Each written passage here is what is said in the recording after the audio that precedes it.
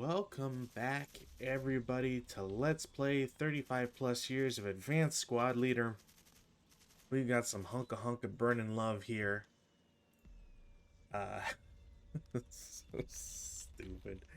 Um, so it's Monday. It's a solo night. I still have not heard from Rob, so hopefully everything is going well with him. And as a result, uh, as mentioned, it's a solo night, and I'm going to. I didn't have too much time to prepare for this one, which can almost you can kind of see why, or kind of see why I'm saying that is how I should say it. Yeah, so I found this scenario. It's very small, very short. It does say I do have the six turns there, but it's actually 4.5. So it's very short scenario comparative to some other ones out there. And there's not a lot of units, but there may be a lot of dice rolling. So maybe that'll kind of bump up the time here. Now, this scenario is rather interesting because of the units that are involved. There's some that you don't see too often, others that you see a lot more frequently, at least with regards to vehicles. It's also just kind of rare because you don't really see just like how this sort of thing plays out. Finnish versus Russians, you don't see too many vehicle on vehicle things. That being said, the Russians seem to have won this every time, which is a little misleading because the balance isn't just like fully on one side. So I think, as always, there's a reverse order going on here where, for some reason, the Russians are marked as the attackers even though they're defending, and the archive lists them as defenders. So it puts the ratio at 2-1, even though it should not be the case. Anyways, some idiosyncrasies with the archive and roar aside, it does mean that the Russians are probably going to win this one, but we'll see. There's a few things that make this scenario rather interesting, and one that kind of I'm glad I'm doing solo, if I'm being honest here, just because the way this one may turn out is kind of yeah. Sometimes it's just not fun when you have one side that kind of draws the short end of the stick, so to speak. So, being able to play both sides makes it a little bit easier on one's sanity. Now, this scenario, like I said, it's peculiar. Essentially, it is the Finns are coming from an off-board location. They get to choose. We'll get into that a little bit later. And their goal is essentially to blow up a bunch of tanks, make sure they can't be active anymore. And after they do that, they if they succeed in like a CVP limit, they can try to exit off board and win that way. So there's two victory conditions here. It's an either or, which is nice. It's always cool to have multiple victory conditions, just because if for whatever reason one doesn't work because of random chance, you can go for the other one that might be a more sure bet. Now, the special scenario rules for this one are that EC is wet, so expect the usual when it comes to fires and such. Extreme winter is in effect, so there's going to be some problems or potential problems when it comes to shooting weapons. So the tanks are all going to have decreased values. Granted, this is more of a problem for the Russians than it is because for the Finns, because the Finns are have an exception for it. Another thing to point out is that the unit that is used on the scenario card is different from the unit that I could find. I only have one here that at least closely matches the one on the scenario card, so I'm going to use that one. There's a note on it. We'll get into that a little bit later. Every building on the map is rubbled, so that's why there's some rubble up here. It didn't matter where they were; they just had to be rubbled and marked with a counter. Because it is a quote unquote dawn or dusk attack, there's a +1 LV that just is applies at all times. So you can kind of treat it as a night scenario in that sense. And there's a setup thing for Russian AFVs. We'll get to that in a short bit here. And the Finnish players allowed to determine a quote unquote attack route. So no vehicle has radios in this one, so it's supposed to be chaotic and all that. But they all do have to enter on the same road, so less chaotic than one might imagine. But for example, I chose this bottom one just because it's the closest to the Russians, or at least tied. Has no real there's no real issue with coming in from this road, and should offer a good vantage point once things start to get spotted. And I guess I will take. Does it have to be any? Yeah, it can be any. Wow, really? Okay. Well, I mean, I'm gonna have them. I'm gonna choose. What is that? R9 on the upper board as their exit hex. So essentially, if the tanks follow the road at any point, they will. They don't have to take the normal task check that would be required for moving without radio and without platoon movement. So essentially, like, these guys pre-plan this. They're they know what they're doing. They know what their goal is. It's going to be a straight in and out. Is the assumption here. Lastly, the Russian tank crews are inexperienced, so essentially they just have. I want to say the only real issue is going to be that they don't. They'll use red numbers. I think their special ammo goes down, but we have a code here for our rulebook, so we'll go look at D3.45 just so we can refresh our brains on this one. Inexperienced crew. Each such crew is treated as if it contains an inherent 6+1 armor leader, which is not shown in counterform. Applies as normal leader. So essentially there's a +1 on everything they do, which is very, very annoying. I think the only thing they won't modify is machine guns, but that shouldn't really matter as we get further into things. I mean, maybe, but whatever. So yeah. So in the setup for this scenario, the Finns, it's super easy. They all come in on one road. You pick one road, and everybody has to come in on that road. Period. There's no exception to this. I don't know if it necessarily makes any sense, but whatever. I chose one road, and that's what I'm going with. I also have an armored leader, and in the interest of fair play, I'm going to have the armored leader just be assigned to a random tank. So 1, 2, 3, 4, 5. So he's going to be on. Actually, you know what? I'm just going to link him. So the 4th tank will have the armored leader and will provide that bonus. Now the Russian side. So the Russians have to set up everybody 3 hexes of 42 G5. I don't know why that's the case. It kind of invalidates this entire upper board. I don't know why it exists. Whatever. They want everybody to be within 3 hexes of 42 G5.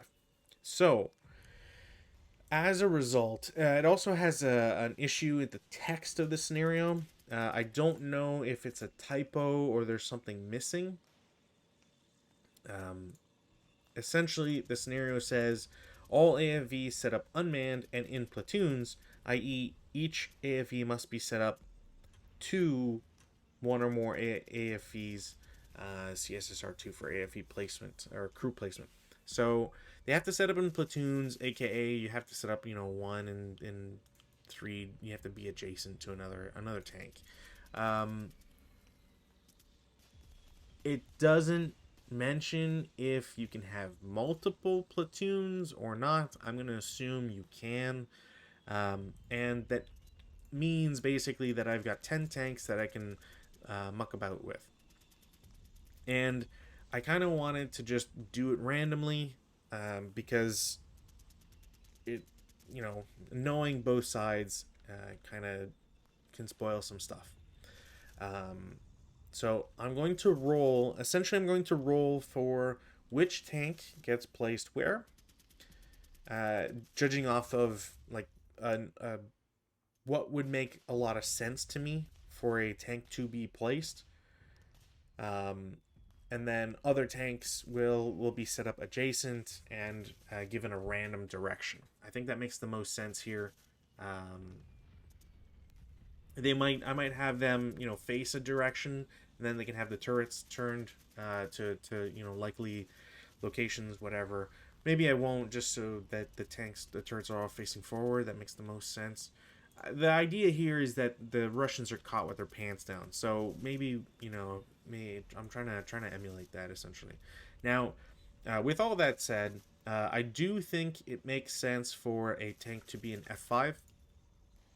So I'm gonna roll. I got 10 vehicles. I'm gonna roll 2 die. So it'll go 2, 3, 4, 5, 6, 7, 8, 9, 10, 11. Rolled an 11. It'll be the last one.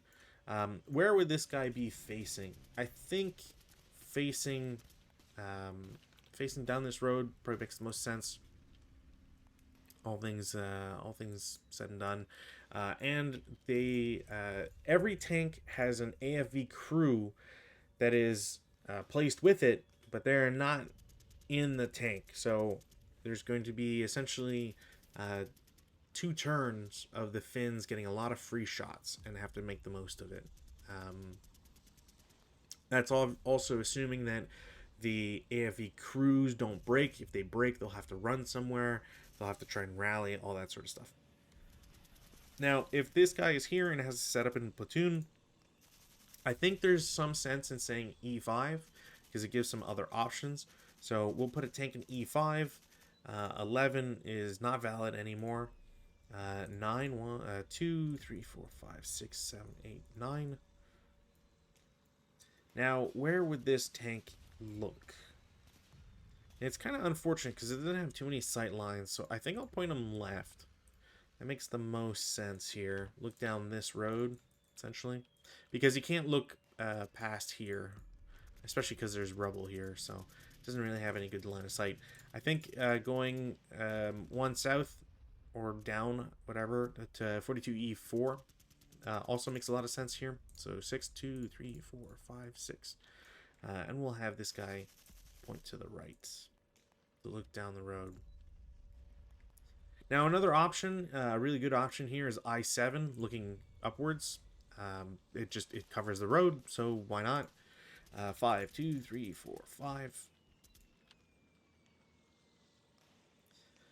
I guess I'll just have him point that way. I don't think there's any optimal strategy there. Yeah, I think I6 as a backup tank, also looking down the same way. 2, 3, 4, 5.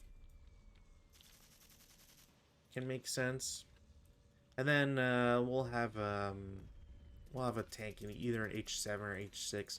Maybe H6. Actually, you know what? No, H7. And I'm going to use a single die now. 2. So you, the big monster here, can point this way with a crew. Lastly, so I got 4 more tanks. Not too many options here, if I'm being honest. Maybe I'll do something where I'll link all of these tanks together. So let's have H6 3. So I'll have this tank also point that way. G6.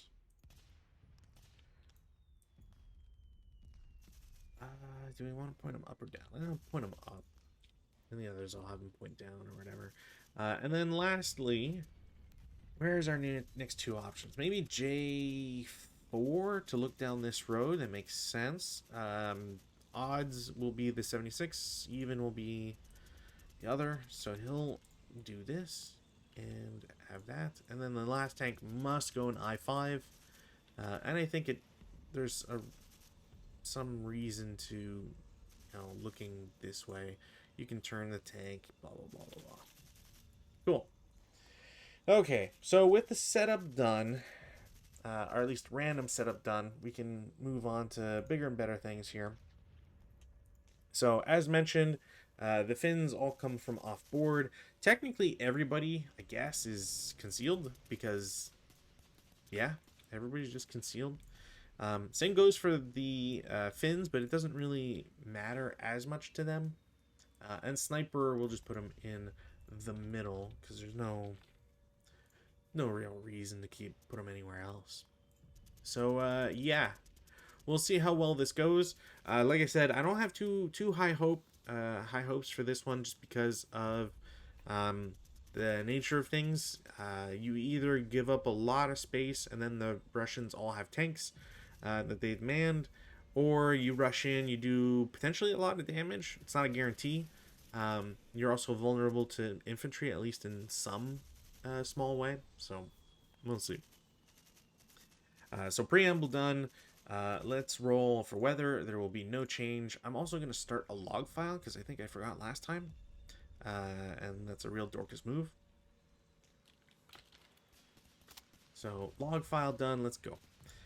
So that was weather. I don't have any rally phase actions. I don't have any prep fire. We'll go straight to movement. Let's also make sure that my sniper stuff is active here. So 3, 2, ELR 2, ELR 3. Perfect. So in the movement phase, I mean, the only real option I have is to throw the infantry by themselves, really, just to kind of try and soak up a hit here. So one unit is going to move into I1. It will be a normal move, not CX'd. The Soviets will, or Russians will reveal one unit, and that will cause the 248 to lose their concealment, and then they'll just shoot because why not? It's a 4 down 2 up 1, so 4 down 1. 7 on 4 is a pintash check, and they are pinned, and there is now a 2 residual. I have to enter off of any one road hex. I can't go anywhere else. So essentially, the squad and leader are going to assault move because the other guy's pinned. So no sense to try and go further. It is a 2 down 1.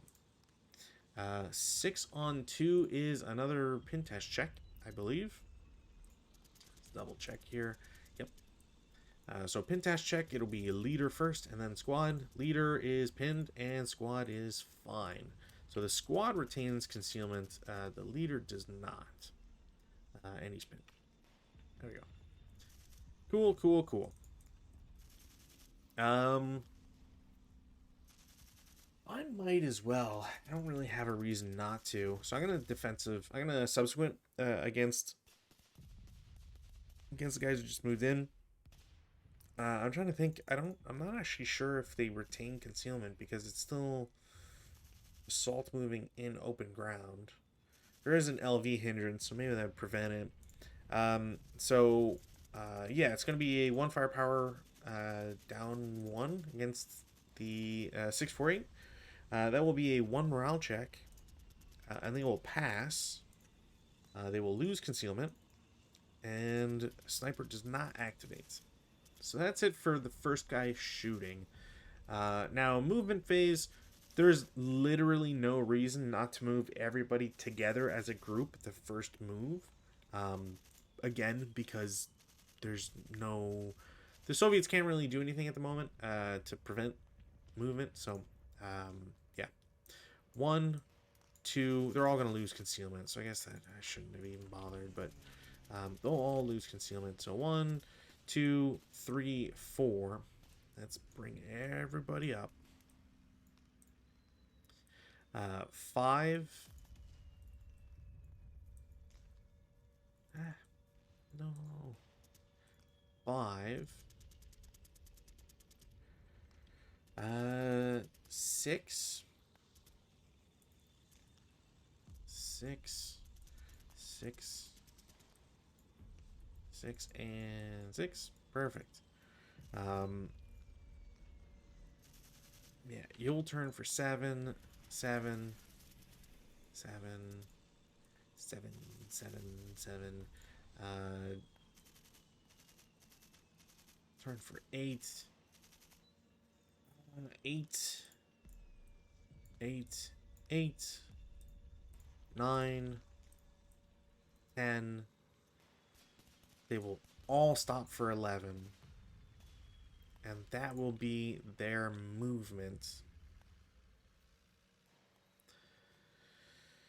I guess technically I could have tried overrunning. Well, actually, probably not, because I would need extra movement for it. Yeah.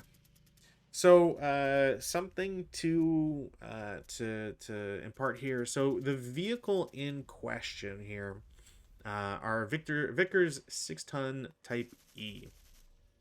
Now, in ASL, there's multiple Vickers 6 tons, but there are none that are a breakdown number of 11 with a 1 rate of fire, 37 short, with 14 move, whatever, I forget what their flotation or whatever ground pressure is, but square ground pressure and an encased front armor and 1 side armor. It just doesn't exist. It's a critical hit special, I believe. So as a result, I'm using 47 short with machine guns. So that's why the note here is 37 short and no MG. So I only have the guns essentially to use, which is not great because yeah, the guns aren't great. 37 will, work in a pinch, but it's not what you're really expecting, and yeah, that's a problem. So that's it for movement. In the defensive fire phase, I am going to have one. I'm going to have the 447 with the LMG try to blast a tank. I might as well go against the guy in G5 because why not? That will be a hit. It's not enough for a kill, and yeah, that's it for their shots. Now the advanced fire phase, I have a lot of options as the fins here. So I'm just gonna go one by one, and we'll see what I can get. So first things first, I guess I'll just go in like a clockwise. So guy in G5 is going to attack G6. It's going to be a miss. They don't break their gun. Oops. And they don't get acquisition because you can't see these guys as far as I'm aware. Actually, if a tank is unmanned, does it have concealment? I'm not 100% sure. Dang, that's a really good question. I hate that. Let's go check real quick, see if I can find something. Is there something in the index about unmanned? Unconfirmed, unhooked units, unloading.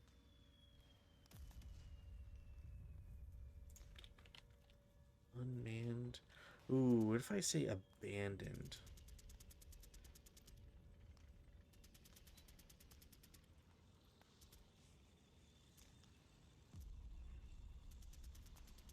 So all these tanks are technically abandoned.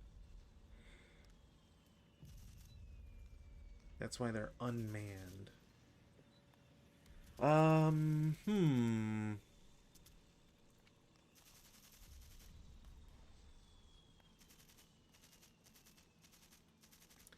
Entry.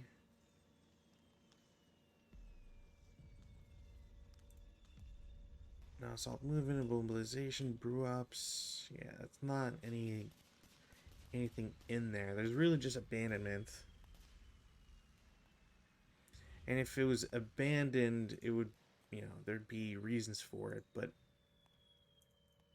like you would likely not be concealed. And unfortunately, it doesn't say anything in the scenario card, which is to be expected. So I'll just assume that it not the case. I need to get a hit, and in these instances, I have not gotten that. So that's those two tanks. Tank in G4 is going to shoot at G6 as well. It will not get anything. Tank in H4 is going to shoot adjacent to I5. That might actually be a hit. So I am stopped. My belief is still that if you're stopped in the movement phase, you should not carry a positive into the advanced fire phase. It seems weird in that case. Like, you still got the penalties for fire in advanced fire phase, um, but it seems weird to do other stuff to it. So, because you're already being penalized for bounding fire and what have you. So if I am stopped and shooting a concealed unit adjacent to myself, now vehicle target type, I need 10. I don't think that's going to change for the entire game. So concealed is a +2. We know that from target. Is this a large tank? It is not. So it's not a large tank. So there's no modifier there. It's +2. If I take the worst of the worst, I would have a +4. So I would be at 9, no matter, even if I took bounding fire, which let's double check to make sure. But bounding fire, I feel like should not be. Okay, yeah, fire by a vehicle in the advanced fire phase after entering a new hex, blah blah blah blah blah, rather than in addition to advanced fire phase. Yeah, okay. So there'd be a +4, so it goes to 9. It is a hit. I'm button up, which is an extra +1, so it gets me to 10. There should be no other modifier. In fact, there should be a point blank range bonus for me since I'm adjacent to it, and they're both stopped. Now I don't believe this reveals the crew, because I'm not taking a shot at the crew. I'm just shooting at the tank, so that will be a hit. And then we'll do to kill. Now, again, it's a 37 short. It is not something else. 37 gets a +1 to the to kill number, so they have a normal to kill number of 7, which is great. Normal to kill of 7, it goes up by 1 to 8. I rolled a 7 on the to kill, and unfortunately, the armor is going to be +2. Because actually, you know what? No, that might be turret front armor, and that is going to be side. If we look at armor,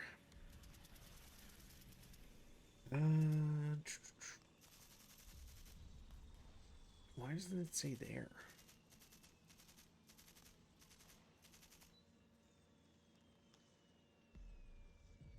Why would it? Why is my thing not showing me that thing? That's weird. Yeah, it's always front than side. Oh, because it's lower down, right? So the upper printed AFV is front hull armor factor, and also front turret upper superstructure armor factor. Side and rear is the lower number.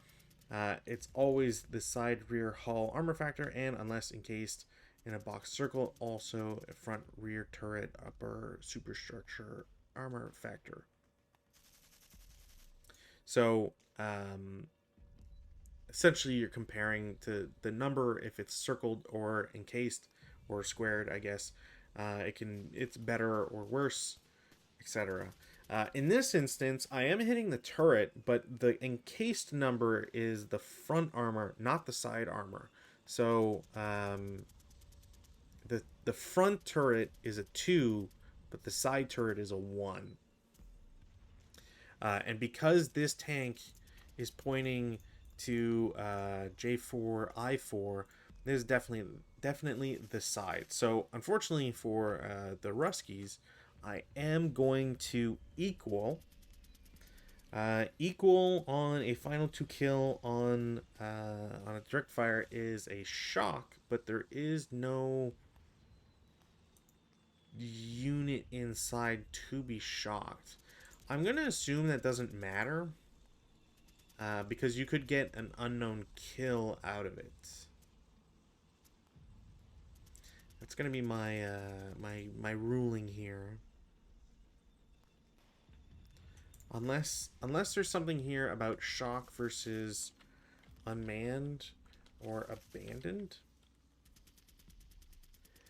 At the end, AFE must roll for recuperation even if already abandoned before being hit. Yeah, okay, so no matter what, it does get shocked.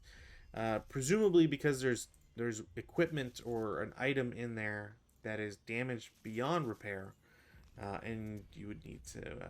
You won't know until you check it. Cool, cool, cool. So that is this tank done. Oh, that's my armor leader. Does an I don't think an armor leader can modify to kill.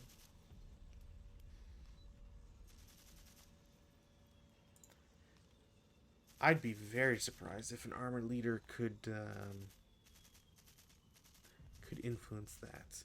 Can he influence anything else though? That's a very important question.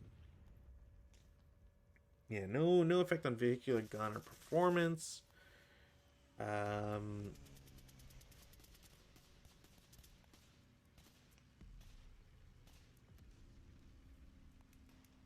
two hits if ordnance, IFT if otherwise. Bog, overrun. Yeah, okay.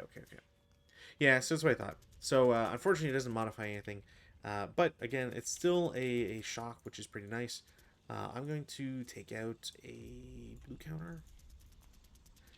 And hopefully, I'm not going to be too much of it's not going to be too much of a mess for counters here.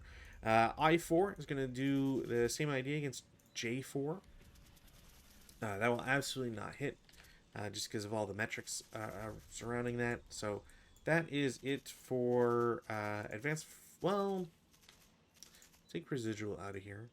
I do have two squads, or a squad and a half, I should say. Only one of them is pinned. So yeah, I'll shoot this 6 firepower squad against the guy in the rubble, which rubble is probably like a +3. Yeah, it's not worth it. It's not worth it with all the other factors here. Now, routes, there is no route. Nothing to worry about there. Advances, I've only got one advance I can really do, so we'll have him advance to H1.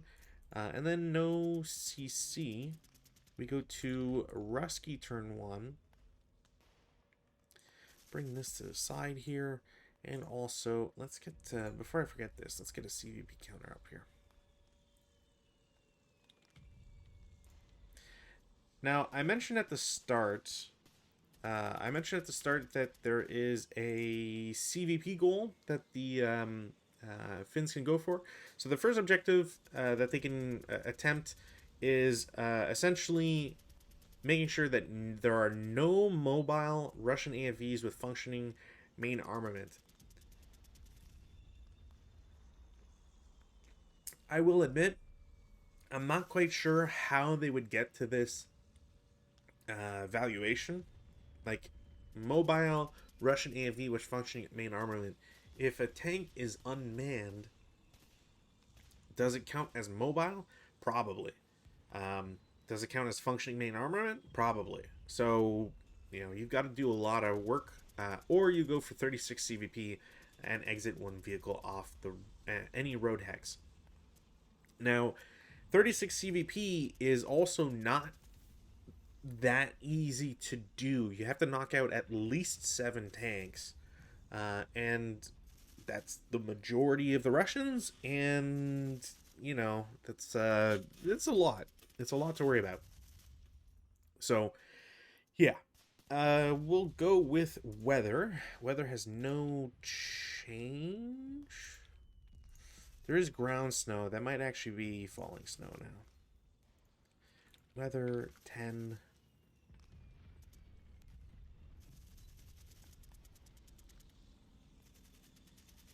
Oh, where's snow? Falling snow is when overcast conditions. Yeah, I don't think there's overcast conditions. I think it's just, yeah. I don't think we have to worry about it. I'm going to assume I don't have to worry about it. Yeah, okay, cool. So, with nothing to do in the route, actually, there is a thing they need to roll for this. The tank is okay. Probably one of the best rolls you get.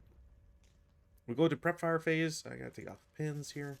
I'm gonna try the 4-up-1. All right.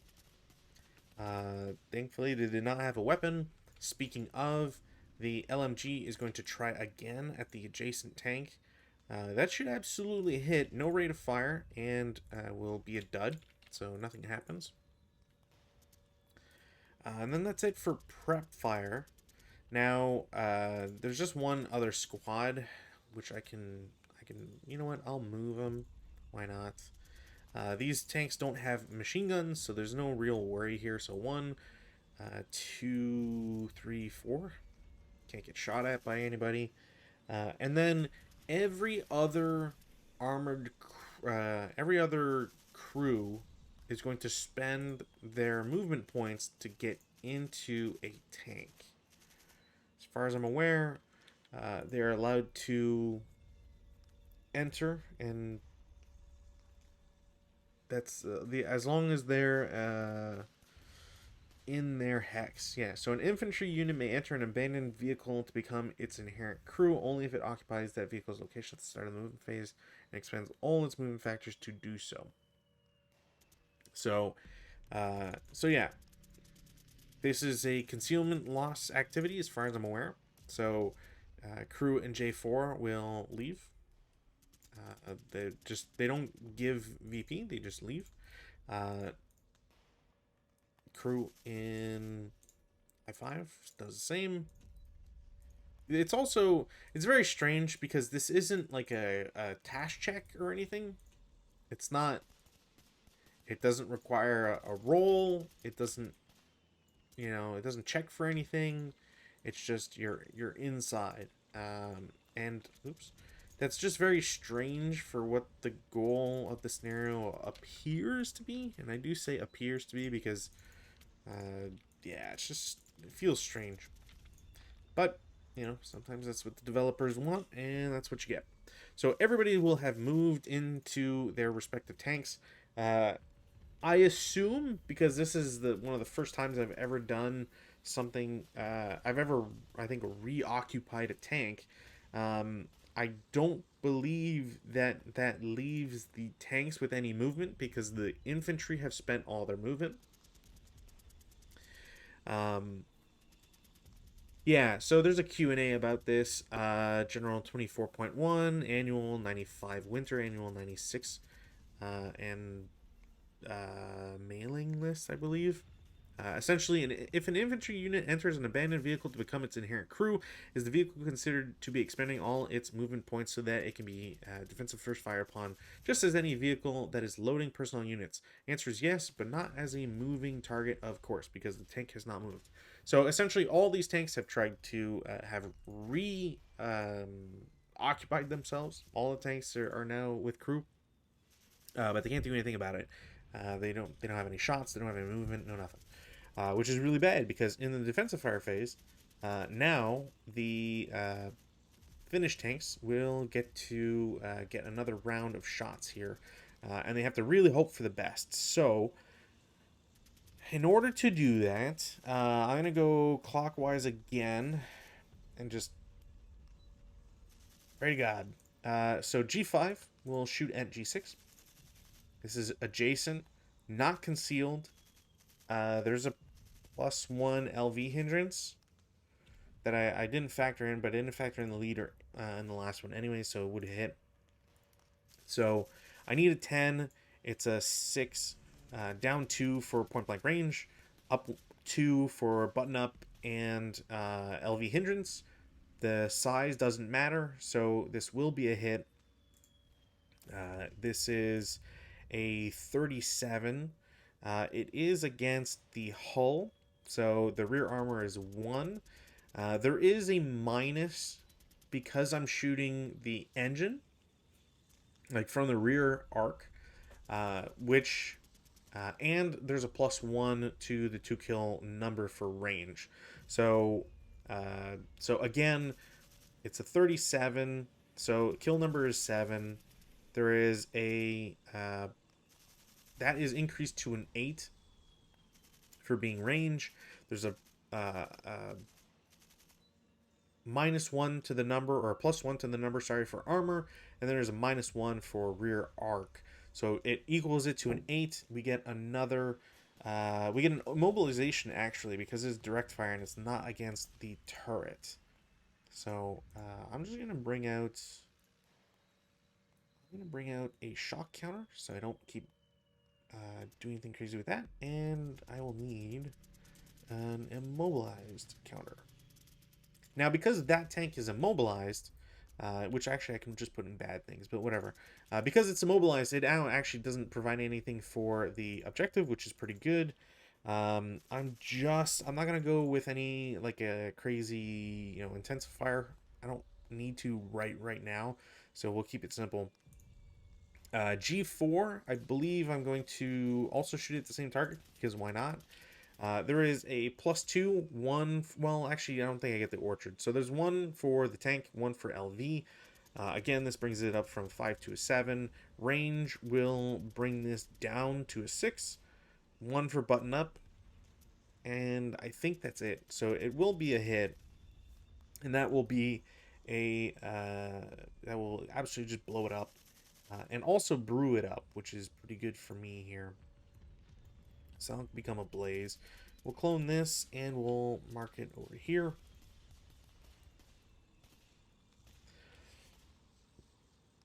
Now he's also in an orchard hex, so that's also going to spread potentially.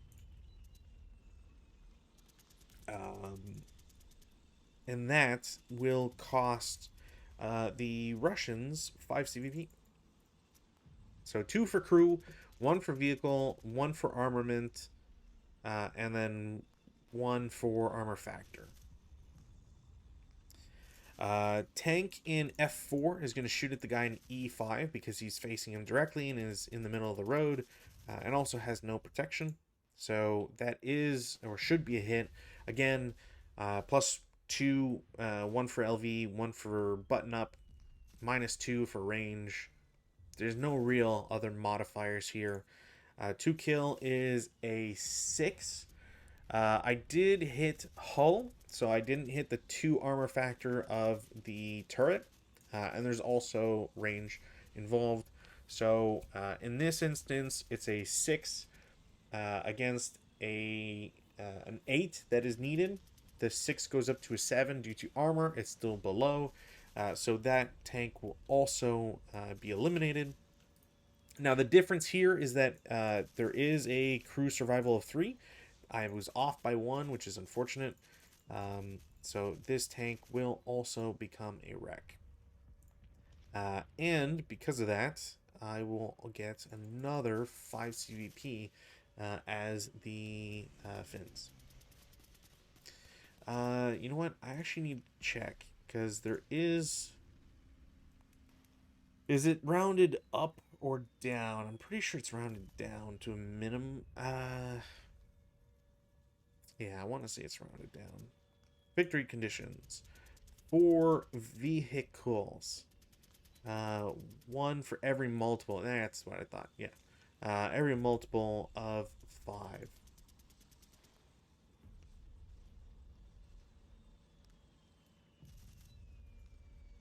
Yeah, and it's fractions rounded up. So unless there's a 6 somewhere, which I don't think there is, everybody's just going to be worth 1 for armor factor. So this guy has shot. I don't believe he got rate of fire. Nope. Didn't get rate of fire, which is fine. Tank in H4 is going to shoot at I5, which he's already shot at. So there is a minus to that already. The leader is there as well. So there's a -4 essentially to this shot. And then +1 for button up, +1 for LV. And that's pretty much it. So it's pretty much, it's a guarantee hit. Armor, all that sort of stuff. I'm hitting the side of the turret. It's just 1 armor on there.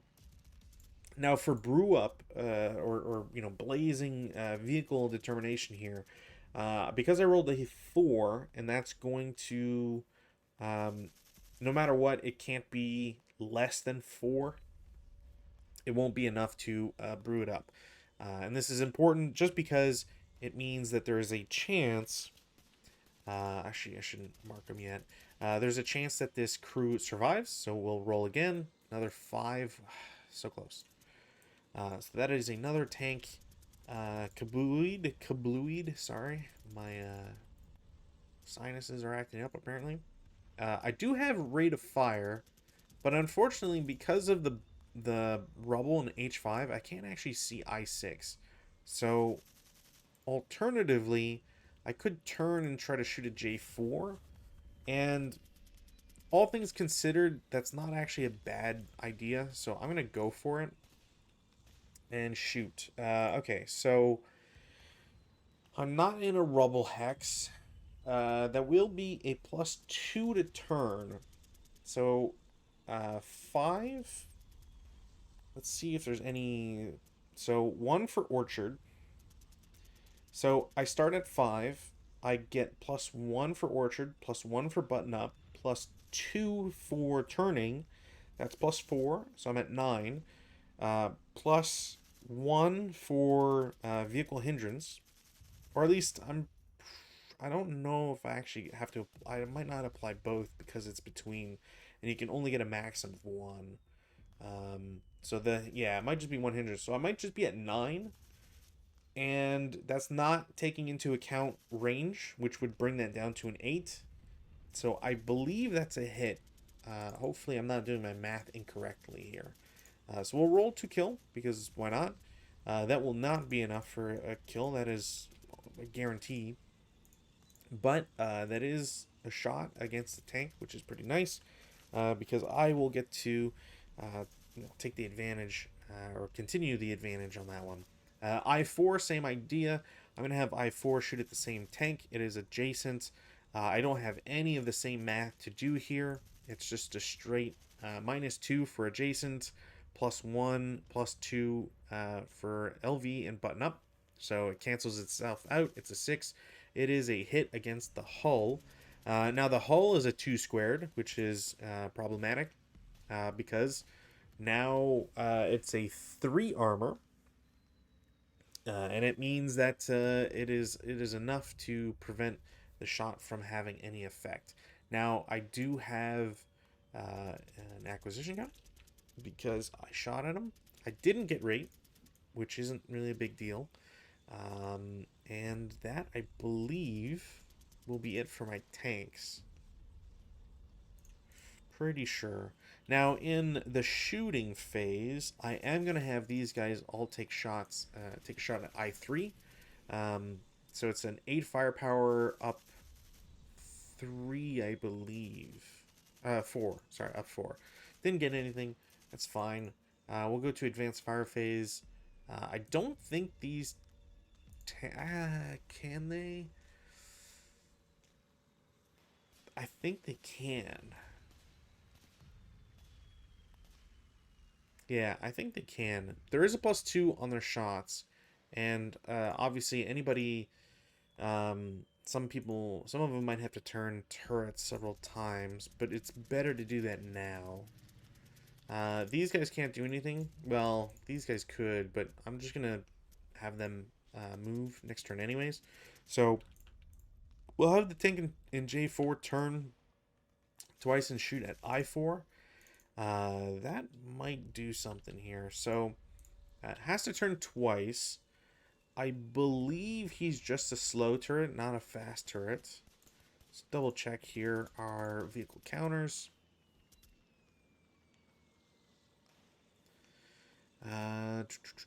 Yeah, it's not a restricted slow. It's not a one-man. Pretty sure it's just a slow traverse. Yeah.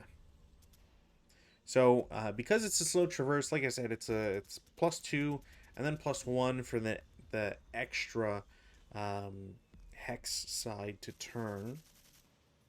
So it's a +3 overall. Then after the +3, there is a +2 for shooting an advanced fire phase without entering a new hex. So brings that to a 5. Then there's a +6 for or an extra +1 for button up. Right, so 3, 5, 6, +1 for hindrance, so that's a 7.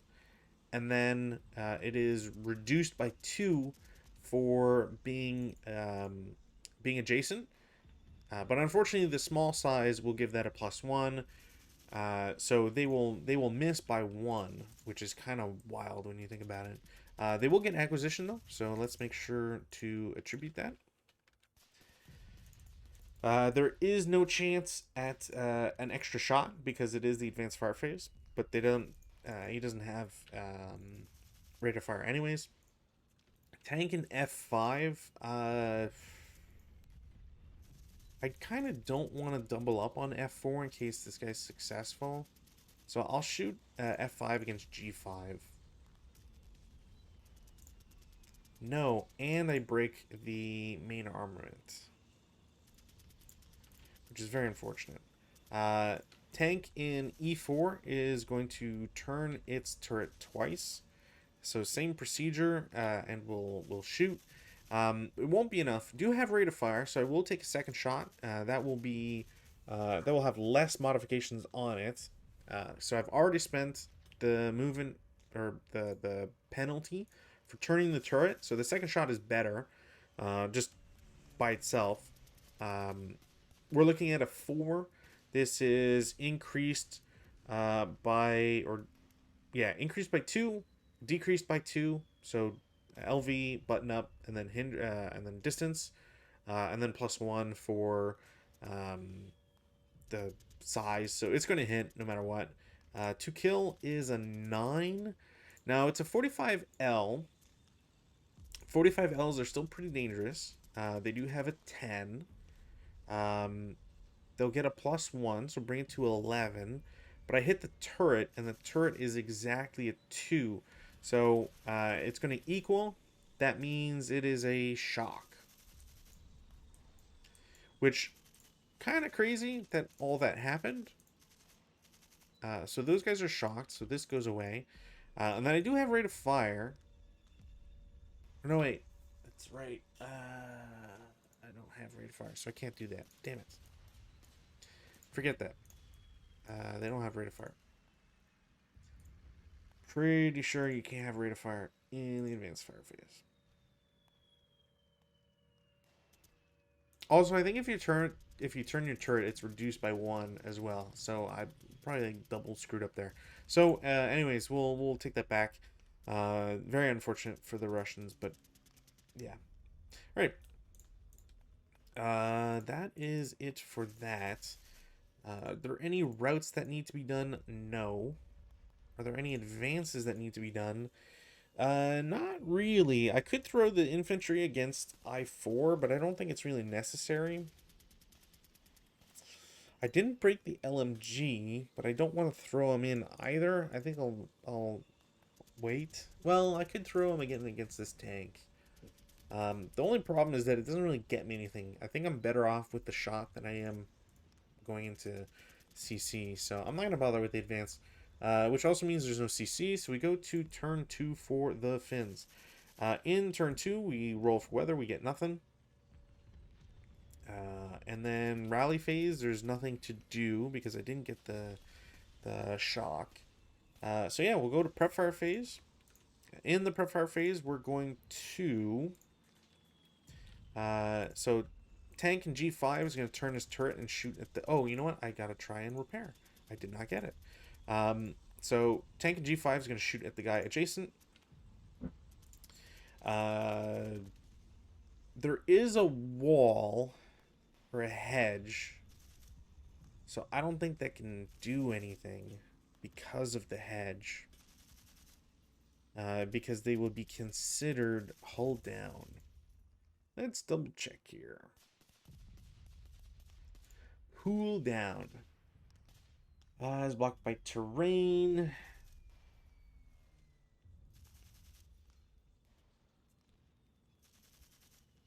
Yeah, it's only if it hits the turret structure. So that is a miss, unfortunately. I guess technically I do have acquisition, so might as well mark it. Cool. Tank in F4 will do the same against E4. Won't get anything.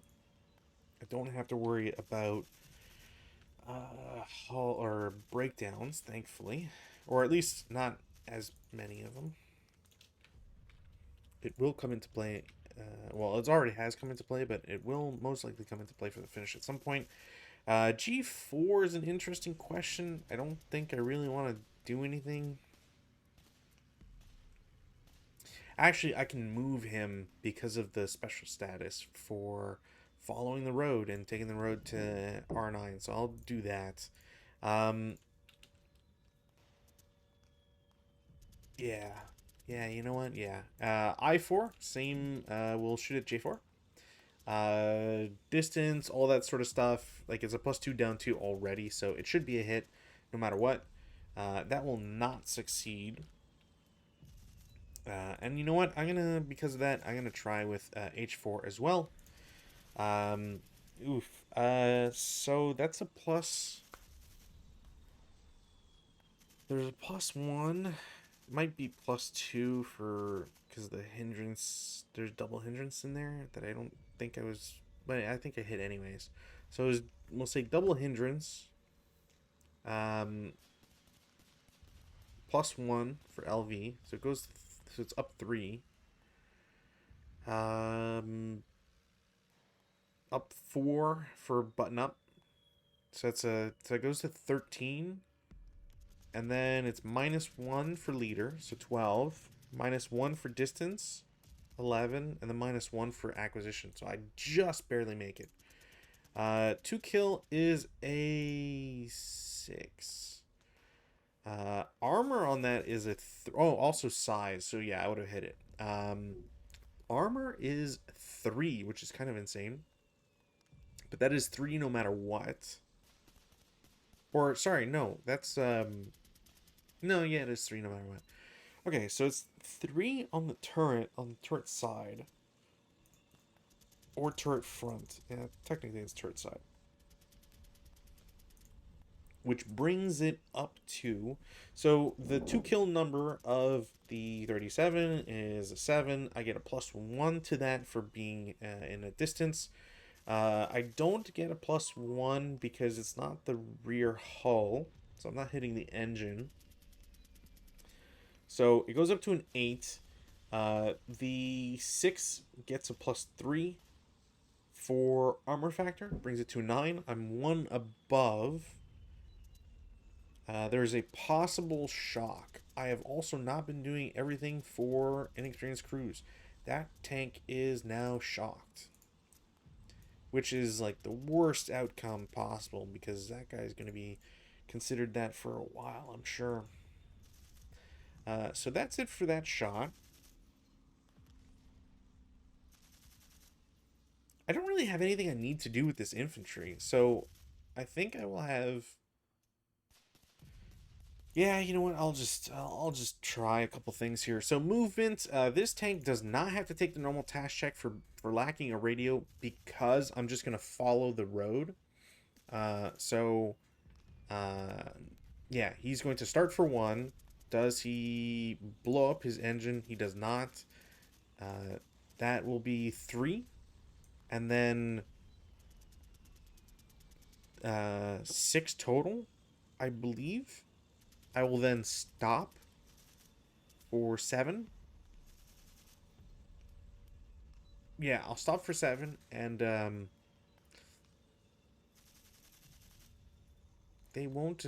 only have seen him for 3. I'm gonna try a motion attempt from H7. Nope. And from the other guy, no. All right, cool. So those guys are... think they're considered moved. Well, actually, you know what? No, I think that's not possible for them to be considered moved. So that guy just makes it, and that's it for that. Now, in the movement phase for the infantry, Squadron H1 goes to G2. He'll take an 8 up 1. Actually, up 2 because of LV. Damn it, that's a pin test check. They are pinned. Also, damn it. Those guys really need to be able to do something. These guys will jump a wall into the... or jump a hedge into the rubble, which will count for 4 movement points. I might as well try to shoot 4 up 3, I believe. Yeah, nothing. And then they will continue to J2 for 6 total, and I will shoot a second time, because why not? It is a 7 on 2 flat, or sorry, up 1, so no effect. And that will be it for movement. Defensive fire phase. Yeah, so in the defensive fire phase, guys with the LMG will shoot at H4. They will hit. They will not kill. No rate. Tank is shocked. These guys will just going to start and turn anyways. Tank in E4 will shoot at F4. That is a hull hit, which is unfortunate because there's a wall. And no rate of fire. Advanced fire phase. I only really have one from G6, so I might as well. God damn it. Okay, so math. And I don't think I've been triggering either side's sniper because I need a 2, and I don't think I got anything from anybody else. Though I may have screwed up. Yeah, I think I screwed up one of the multiple hits that I could have gotten. Or maybe 2 multiple hits. I don't really know. Anyways, so 3. So it's plus 2 for shooting out the blaze, I believe. Maybe plus 3. Let's see. So plus 1 for button up. Plus 4 for shooting in the advanced fire phase after moving into new hex. So it's a plus 5 total. There's plus 6 for LV hindrance. Plus 7 for button up. And then no matter what, any... Oh, damn it. Yeah, so plus 7. Down 2 for range. There's no size on that one. So that goes up to 8. A vehicle blaze. Does it say here?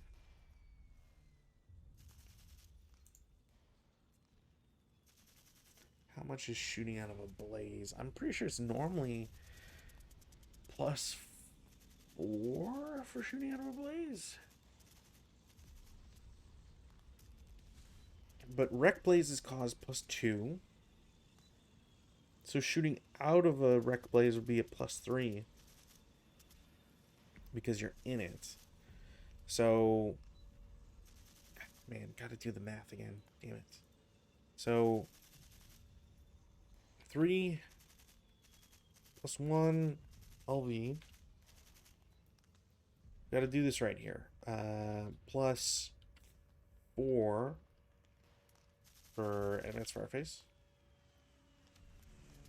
Plus 1 for button up. Plus 3 for smoke. Is there anything else? Got the LV, got the advanced fire phase, got button up, got smoke.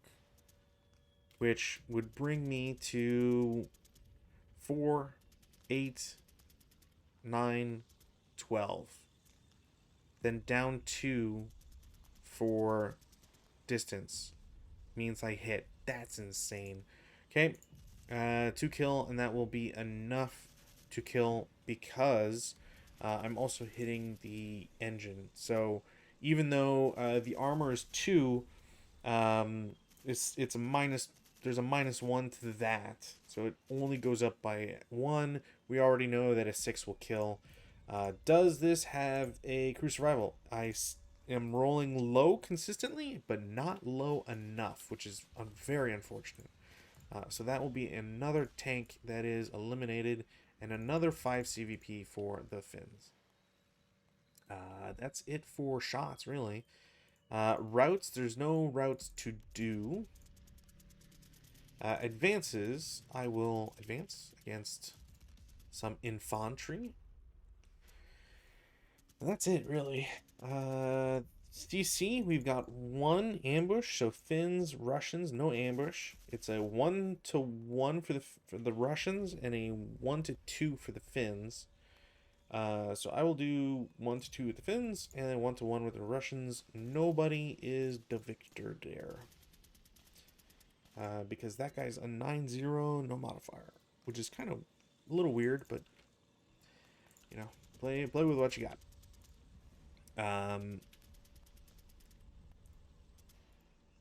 Rally phase. We'll do weather, no change.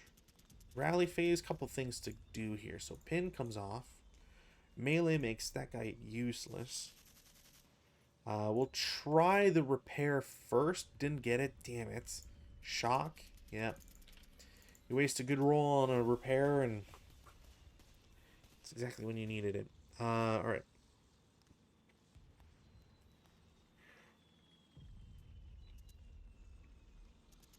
This is very, very, very unfortunate because there's 3 tanks in terrible locations. And if the Russians lose all 3, I mean, I guess technically E4 is fine, but this tank is just, well, the malfunction gun will make it cost worth less. I guess there's that. Yeah, it's just not a really great position to be in. Prep fire. Well, let's do the easy ones here. So, 8 up 1. Nope. Damn it. Same against vehicle. Does that count? Do you get distance for a machine gun? I forget if you do. Point blank range. Not applicable to light anti-tank weapon using its own to hit. Okay, well, it's not using its own to hit. So, yeah, it'll apply. Wait a minute. It's extreme weather. What's the shit? Extreme weather is down 2 or down 1? I guess it doesn't matter. It is down 1. So that is going to break that LMG. Although I guess technically if it is a hit, you can still get an effect, I believe. Because a break just means it malfunctioned, but it doesn't mean it didn't do anything. But there would be a +2 down 2, and there's no other thing to it. So yeah, it'll malfunction and won't get any result, which is unfortunate. All right, that's it for prep fire from infantry. I am going to continue with this tank in E4 because I don't have any other option with them. They will miss. Have I...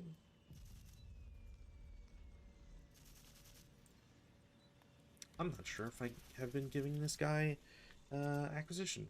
And I keep forgetting about the +1 for inexperienced. I'm going to flip this to 2 because I know I took an extra... I know I took a shot before. But it's a miss no matter what because I hit hull. Which means wall. God, there's nothing else I can do in prep fire. Alright, movement phase. Movement phase, I gotta try something here. So I think my goal is going to be to start these tanks and maybe get them to J6, I7, and this guy to I8. Turn them around and try to just pummel anybody I can see. Like, I don't really have any other options here. So yeah, try to start the tanks. Yeah, I meant to roll 2 dice, but whatever. That still didn't blow up their engine, which is great. As that happens, tank in G6 is going to shoot at the big guy. It's a hit no matter what. And that's a critical, which is going to double. So, barring anything crazy, 37 short goes to 14.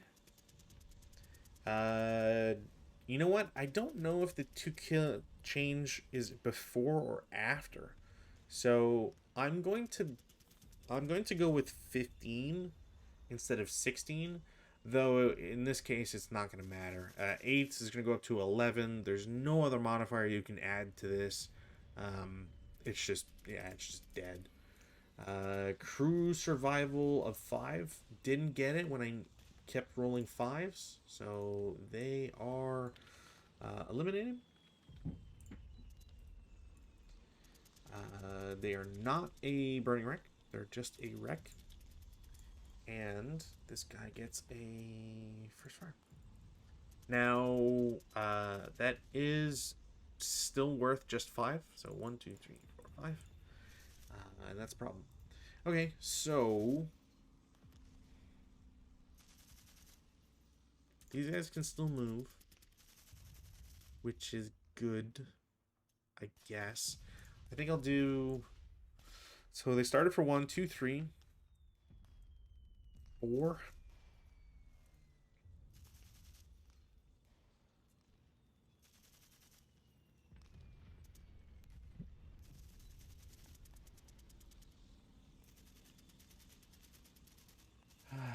Six. Actually, they started 1, 2, 3, 4, 5. So this would be 7.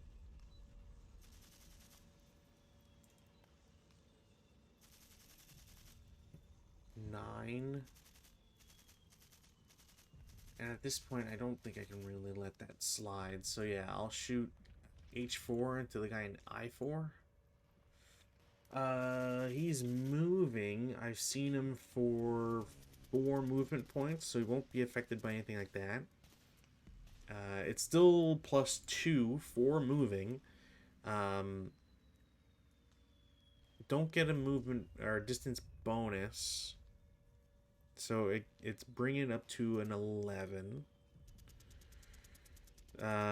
Size isn't going to matter here. Yeah, size isn't going to matter.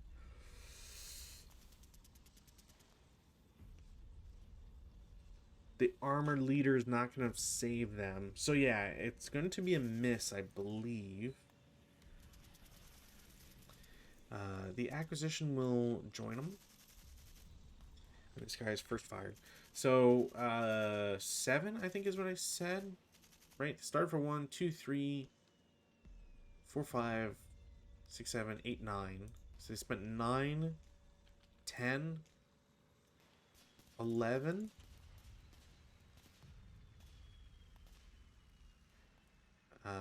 And then stop for 12. And we'll do this and this. Yeah. I think that's the way to do it. Okay. Maybe I can get something out of this. So that's movement phase. I don't think I can do anything else. Defensive fire. So, tank with the leaders already shot. Tank in G5. You know what? G5 is going to shoot at the guy with the malfunction gun. It's hull hit, so nothing. F4, same. It is a turret. It is a -2 for distance. +2 for LV and button up. So I think no matter what, it's a hit. Damn it. That is side. No, I think that's front. That's front turret. Which does mean it's increased by 2. So it's not going to turn into a burning wreck. But that's only really going to matter if the crew survives. Damn it. Crew does not survive. They are now also eliminated.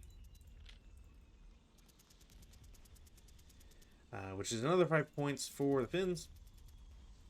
And this guy is marked as first fire. So those guys are all fired. And then I4, I'm going to shoot at the unknown kill guy. That will be a hit, no rates, and not a kill.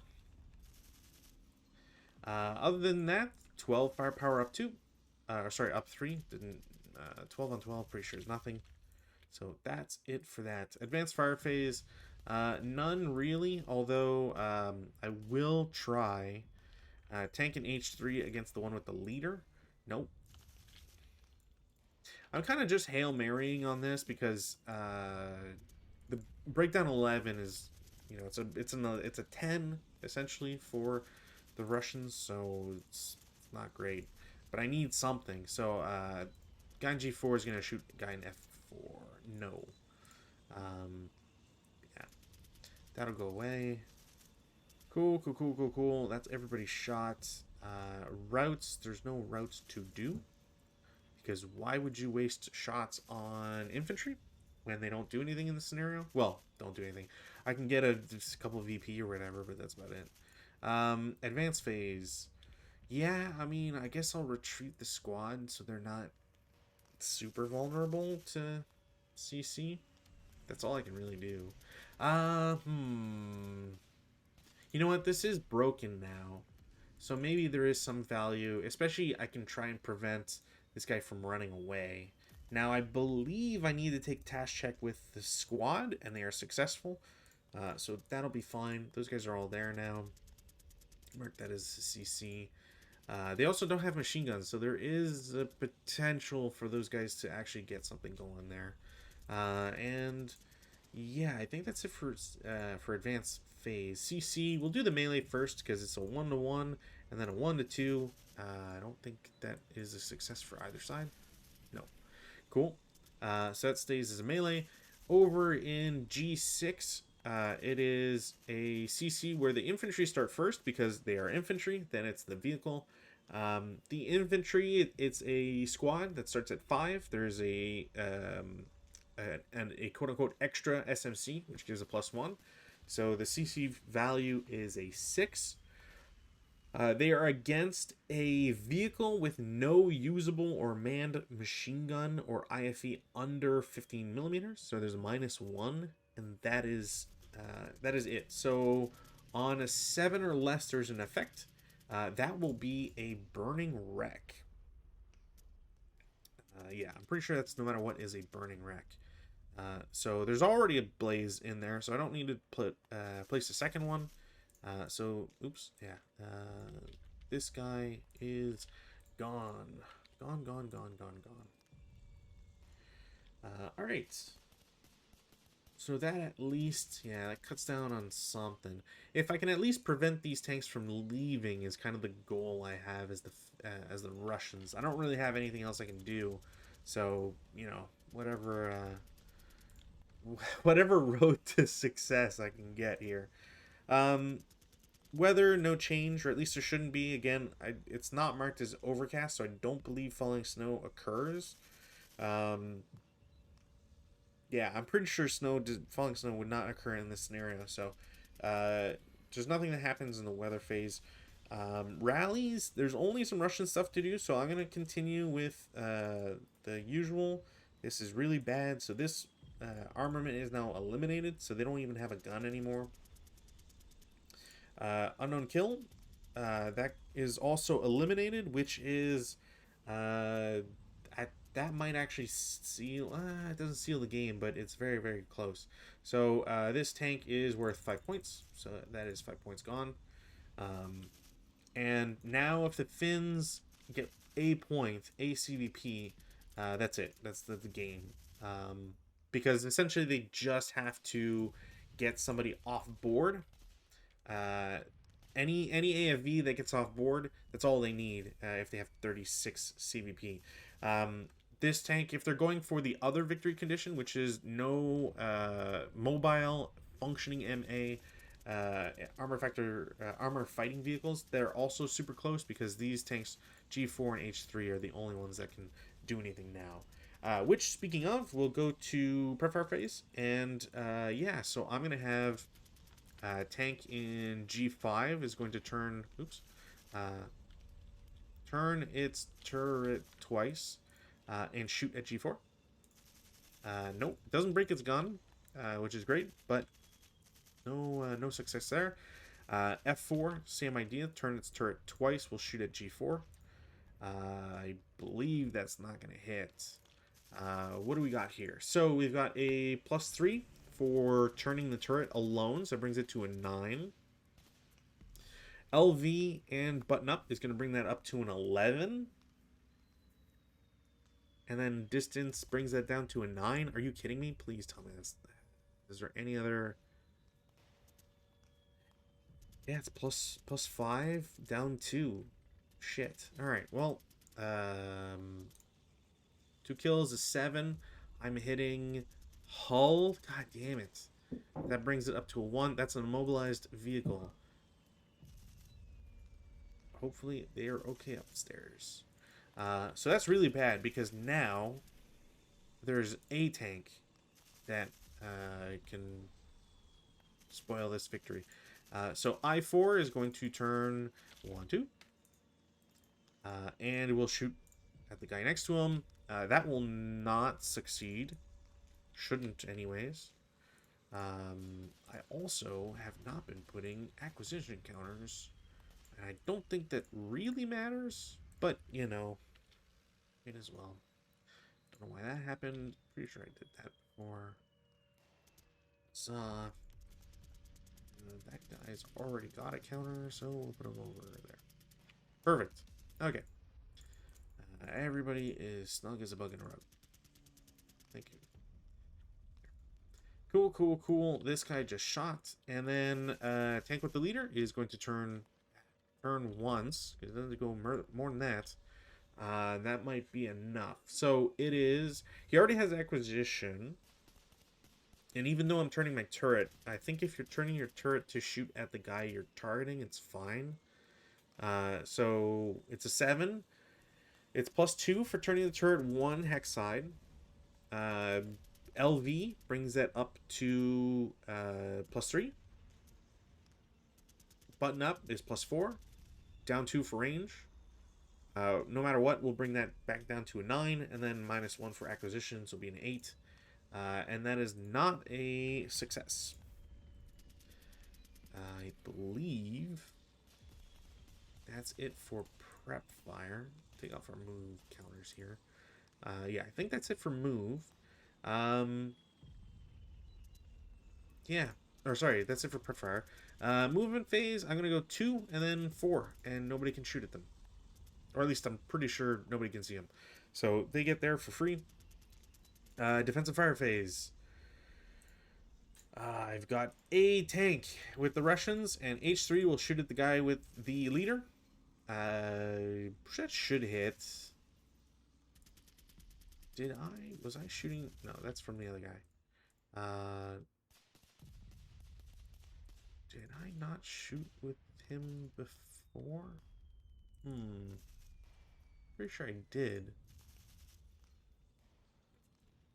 Pretty sure I did, and I'm pretty sure I targeted the guy with the leader, because why wouldn't I?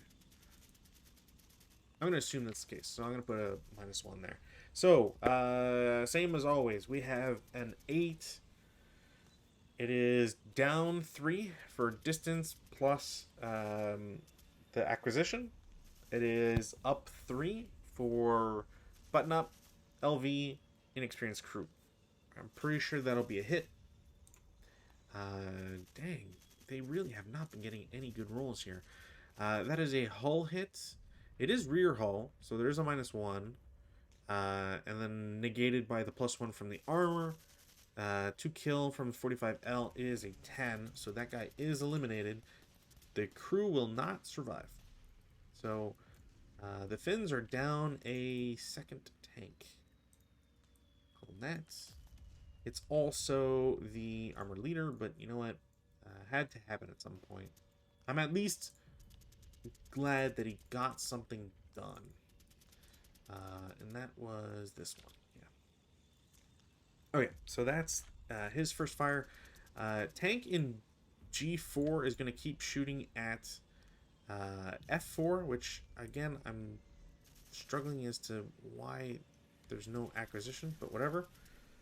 Because I'm pretty sure I shot, and I think I just didn't mark them. So yeah, that should also be a hit. But it is against hull, and I think that's also going to be rear. So yeah, same idea as before. There is a +1 to the to kill number, so it goes from 10 to an 11. There's 1 for, yeah, I don't, I'm pretty sure that's also another elimination. So, crew survival 3, didn't get it. There goes another tank. And at this point, it's way more worth it for the Finns to just keep fighting, I think, and try to get this last kill. I don't think I have any other defensive fire. Advancing fire, no, not really. And I guess technically I still I can still run away, especially with tanking G5. Like I can still drive through here. It's gonna be really tough for these guys to CC reaction, and I4 technically can also drive away, so it shouldn't be that much of an issue. We'll see. We'll see. So no routes because nobody's broken. Advanced phase, I am going to reinforce the melee over in I3. It shouldn't CX them. Ooh, you know what? It might CX them. Does it CX them? I'm pretty sure rubble is 3 movements. Let me see if I can find the counter for it. Because I'm just using overlays, and that makes it problematic. Where is info? Destroy. Ruble. Yeah, it's 3 movement factors. Okay. And then I'm going over hedge. So, yeah, I believe that'll CX him, which is kind of unfortunate, but whatever. It is now going to be a 9-4, 2-1. 2-1 up 1. 2-1. That will unfortunately cancel that out. And the Russians, I mean, is there a reason to go 1-2 down 1? Not really. I'm going to target the half squad only, so 2-1. And that will be just enough to eliminate. And then that stays on as is. Mark it that way. Cool. That's it for CC. We go to Soviet turn or Russian turn 3. Weather, no change. Yeah. What do we got here?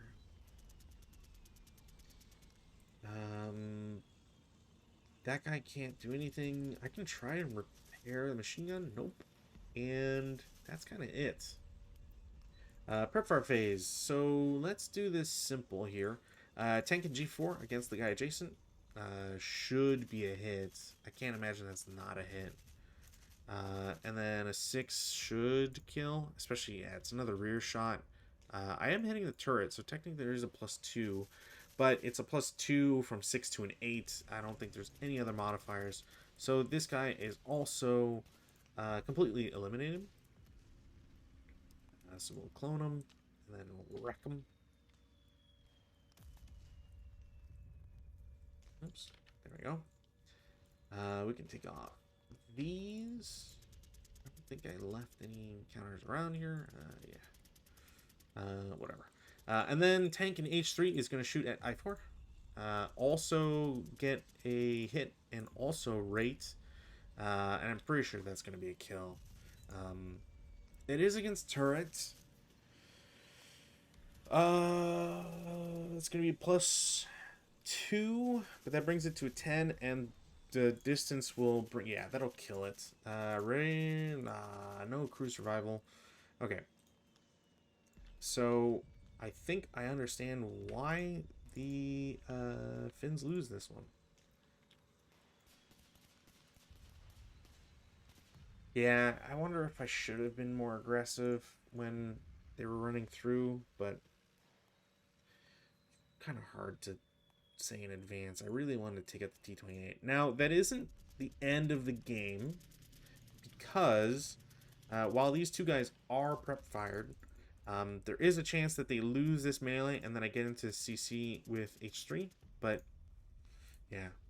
Actually, you know what? I don't think that's possible, because...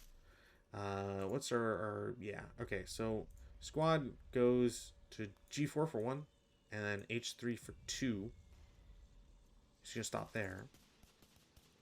Squad with the machine gun will go 1, 2, 3. Defensive fire, none. Advance, none. Routes, none. Advancing or advanced phase. As you can probably imagine, they are all going to join a little bit of a melee. That is already at a disadvantage for the Finns. We go to CC phase, and then it's 13 to 7, which is 2-1 down 1. They won't get it, which is surprising. Finns, I mean, what do I do here? Like 1-2 up 1? I kind of need this for time. You've got to be kidding me. They don't do field promotion. They're exempt from that. But that is everybody, really. So I'm just going to flip this because I don't want to see that there.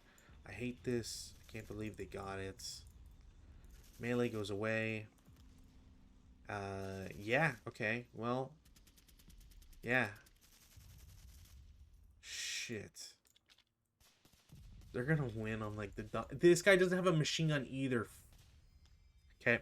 And this guy's pointing the wrong way. He does have a rear too, I guess.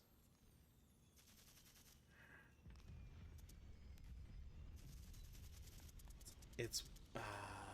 is that an AA machine gun? God, what's the value on that? It is always bow coaxial AA. Yeah. So, okay. Wow, okay. Weather. No change. Cool. This is so stupid. Rally phase. There's no rallies to do. Prep fire. None. There's no reason to move. Defensive fire. So in the defensive fire phase, there's literally no reason for this 4 firepower to ever shoot there. That's just a sniper trap, so I'm not going to bother. I forgot to take off these counters. So the tank in H3 is going to turn his turret once and shoot at the guys in the rubble. No. It is a +4 alone for moving. Actually, it's +5 for just the tank stuff. Not counting the rubble, so that's a miss. The tank in G4 is going to turn its turret twice and shoot with the coaxial machine. Actually, it'll shoot with the main gun. I really don't think that gets it, because that's, again, we're talking about so it's two hex sides, so it's +3, +4 for button up, +5 for LV, so that's 11, +6 for inexperienced crew, so that's 12. Even with the -1 from distance, it's not going to be enough, so that's a miss. And then I will shoot 4 firepower up 3. Up 4, I think. Yeah, so that's a miss. Okay. I can't say I didn't try. No advanced fire phase, no routes. In the advanced phase, I will advance on the tank. I don't think Finns have to take a task check to do so. So I'm going to play it as if they don't. Man, is there anything here? If I go back to this, do they have to take one? Finish. Countering, immune, stealthy if they're elite first line. Ski capable.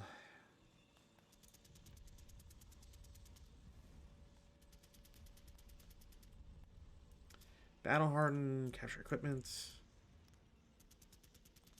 Panzerfaust, so be it. I don't see anything that they don't.